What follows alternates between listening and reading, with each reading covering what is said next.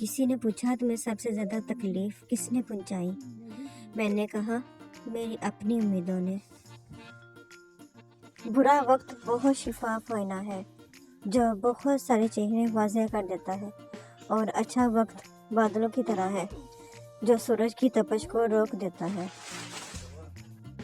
یہ دنیا ایک درسگاہ کی طرح ہے، ہم سب کا الگ الگ امتحان ہو رہا ہے، اور اس درسگاہ کا فقط ایک ہی استاد ہے، اور وہ ہے فقط اللہ پاک۔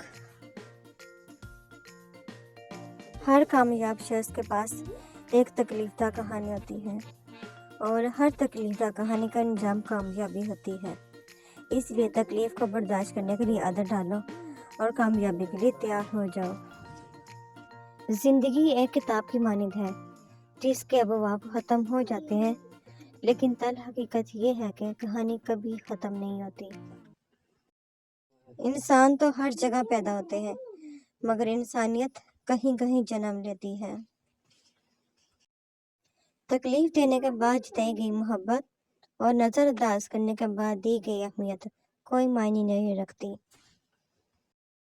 جوان کا توبہ کرنا۔ حضرت محمد صلی اللہ علیہ وسلم نے ارشاد فرمایا، جب ایک نوجوان توبہ کرتا ہے تو مشرق سے مغرب تک قبرستانوں میں سے 40 دن تک عذاب ہٹا لیا جاتا ہے، اور آپ صلی اللہ علیہ وسلم نے ارشاد فرمایا، اللہ اس چہرے کو روشن کرے جو حدیث سن کر آگے پہنچائے۔ سدا نہ بلبل بولے، سدا نہ موج بہارا، سدا نہ ماپے حسن جوانی، سدا نہ صحبت یارا۔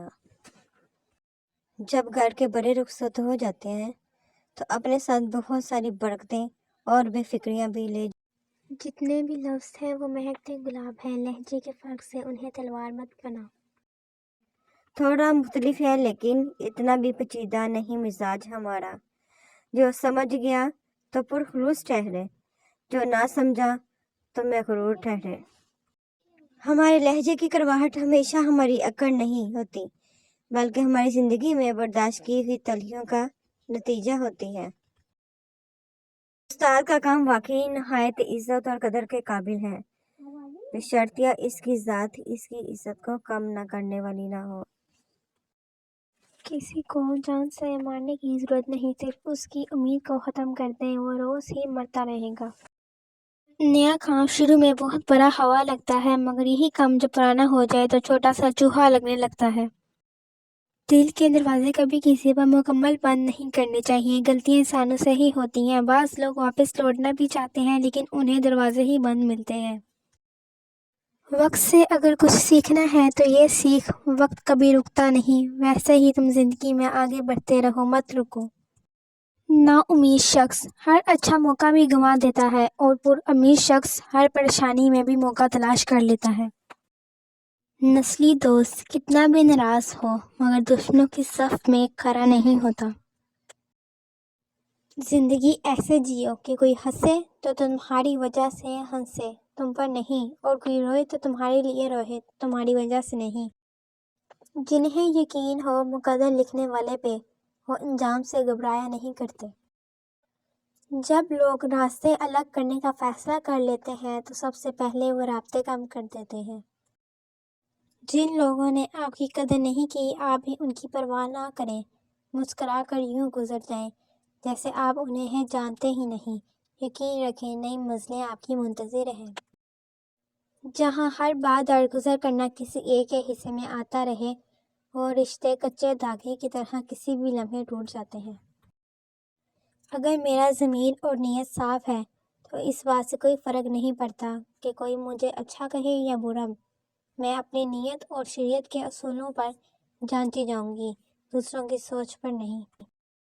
یادداشت کا کمزور ہونا اتنی بھی بری بات نہیں، بے چین رہتے ہیں وہ لوگ جنہیں ہر بات یاد رہتی ہے۔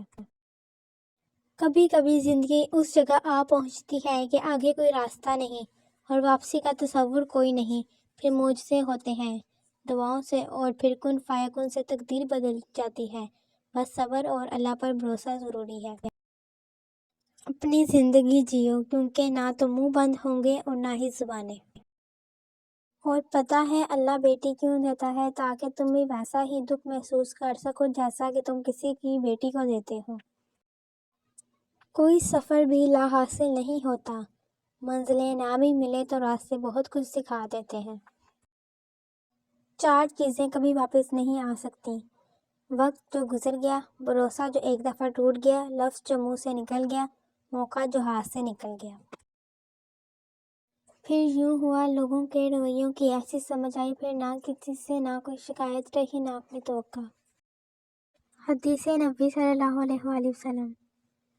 عبداللہ بن عمر رضی اللہ عنہ کہتے ہیں کہ رسول اللہ صلی اللہ علیہ وآلہ وسلم نے فرمایا، جو مسلمان جمعے کے دن یا جمعے کی رات کو مرتا ہے، اللہ اسے قبر کے فتنے سے محفوظ رکھتا ہے۔